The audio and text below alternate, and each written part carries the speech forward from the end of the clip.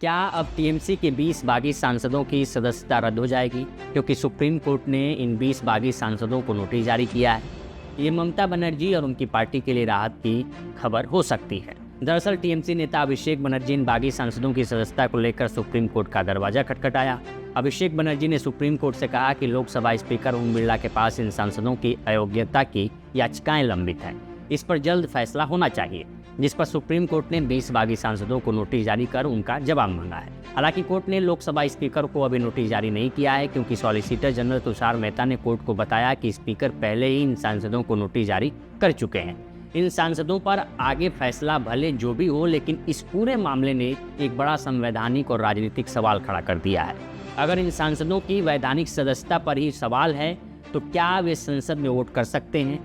और अगर उन्होंने किसी महत्वपूर्ण बिल पर सरकार के पक्ष में वोट किया और बाद में उन्हें अयोग्य घोषित कर दिया गया तो उस कानून का क्या होगा? इन सवालों को समझने से पहले पूरी कहानी समझना जरूरी है। दरअसल 2026 के पश्चिम बंगाल विधानसभा चुनाव के बाद टीएमसी के भीतर असंतोष की खबरें सामने आई। इसके बाद लोकसभा में टीएमसी के 20 सांसदों ने पार्टी नेतृत्व से अलग रुख अपनाते हुए nationalist citizens party of India यानी एनसीपीआई के साथ जाने का ऐलान किया। इन सांसदों का दावा है कि उन्होंने एनसीपीआई में विलय किया है और वे अब अलग संसदीय समूह के तौर पर लोकसभा में बैठेंगे। 20 सांसदों का ये समूह टीएमसी के लोकसभा में कुल 28 सांसदों का 2/3 से ज्यादा है। इसी संख्या को आधार बनाकर बागी सांसदों का कहना है कि उन पर एंटी डिफेक्शन लॉ लागू नहीं होना चाहिए। उन्होंने लोकसभा स्पीकर से अलग बैठने और एनसीपीआई के रूप में मान्यता देने की मांग भी की थी। 18 जुलाई को स्पीकर ने इन सांसदों को अलग बैठने की अनुमति दी थी, लेकिन एनसीपीआई के रूप में उनके औपचारिक विलय को मान्यता देने का अंतिम फैसला उस समय तक नहीं हुआ था। टीएमसी का कहना है कि इन सांसदों ने जिस पार्टी के टिकट पर चुनाव जीता वही असली टीएमसी थी। अब किसी दूसरे पार्टी के साथ जाना संविधान की 10वीं अनुसूची यानी एंटी डिफेक्शन लॉ के तहत दल बदल माना जाना चाहिए। टीएमसी ने जून में लोकसभा स्पीकर के सामने 20 अलग अलग याचिकाएं देकर इन सांसदों की सदस्यता रद्द करने की मांग की थी। टीएमसी का तर्क है कि सिर्फ संसद में किसी पार्टी के 2/3 सांसदों का दूसरी पार्टी में जाने का दावा कर देना पर्याप्त नहीं है। दूसरी तरफ बागी सांसदों का कहना है कि वे 28 में से 20 सांसद हैं, यानी 2/3 से ज्यादा, इसलिए उनका कदम संविधान की 10वीं अनुसूची के तहत सुरक्षित है। अब आपके मन में सवाल उठ रहा होगा कि एंटी डिफेक्शन लॉ में 2/3 का क्या खेल है? दरअसल 1985 में संविधान में 10वीं अनुसूची जोड़ी गई थी, जिसे आमतौर पर एंटी डिफेक्शन लॉ कहा जाता है। इस कानून के तहत कोई सांसद अपनी पार्टी की सदस्यता स्वेच्छा से छोड़ता है या पार्टी के निर्देश यानी विहिप के खिलाफ वोट करता है तो उसे अयोग्य ठहराया जा सकता है। लेकिन इसमें एक महत्वपूर्ण अपवाद भी है, मर्जर यानी बिल।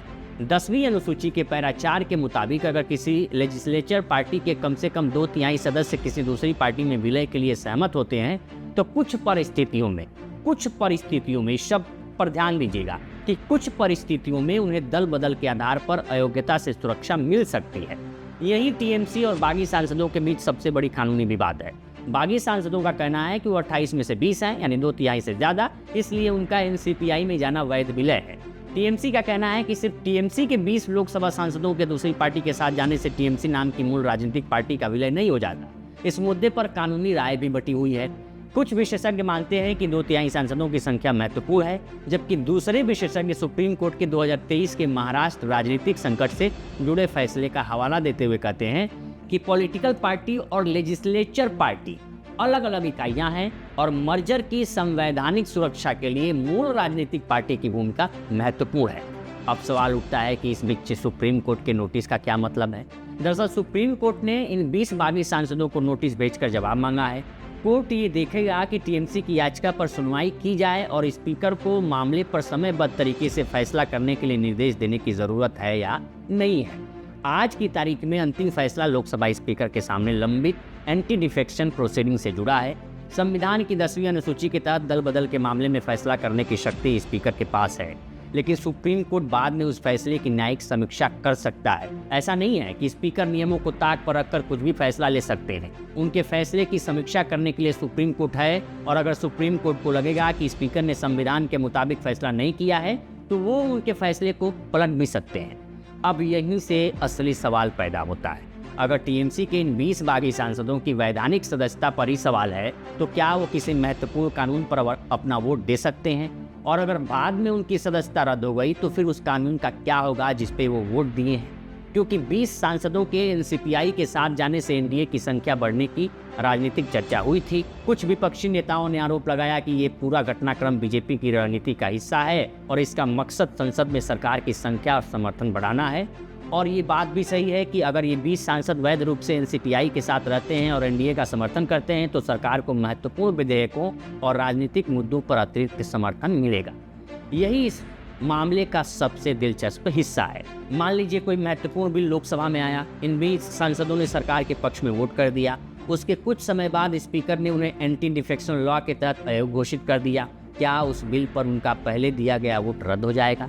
इसको लेकर संविधान का आर्टिकल 102 यानी 102 साफ तौर पर कहता है कि बाद में किसी व्यक्ति की सदन में बैठने या वोट करने के लिए अयोग्य पाए जाने से संसद की कार्यवाही अपने आप इनवैलिड नहीं हो जाती।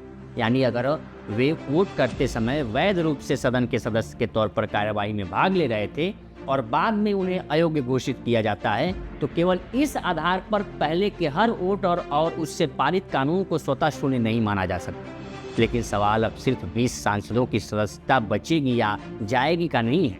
असली सवाल ये है कि क्या 2/3 सांसदों का किसी दूसरी पार्टी के साथ जाना अपने आप संवैधानिक मर्जर बन जाता है या इसके लिए मूल राजनीतिक पार्टी का भी विलय जरूरी है। तो फिलहाल इस रिपोर्ट में इतना ही। इस पर आपकी क्या राय है हमें कमेंट करिए और ज़रूर बताइए। देखते रहिए लोकमत हिंदी। नमस्कार।